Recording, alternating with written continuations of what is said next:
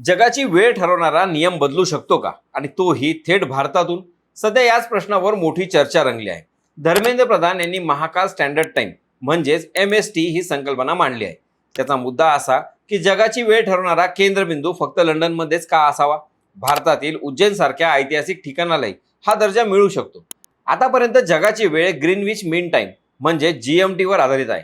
1884 पासून लंडनमधील ग्रीनविच हीच शून्य रेषा मानली जाते, जिथून संपूर्ण जगाची वेळ मोजली जाते. पण MST म्हणजे काय?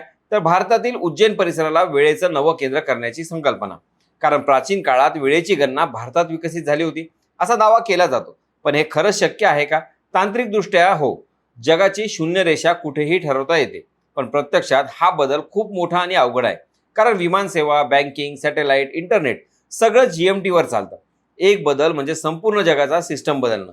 म्हणजेच कल्पना मोठी आहे, पण अंमलबजावणी तितकीच कठीण आहे. तुमच्या मते जगाची वेळ भारतातून ठरवली गेली पाहिजे का? कमेंटमध्ये नक्की सांगा. आणि अशाच महत्त्वाच्या अपडेटसाठी त्याचं काय महाराष्ट्राला इंस्टाग्रामला फॉलो करा आणि यूट्यूबला सबस्क्राईब करायला विसरू नका.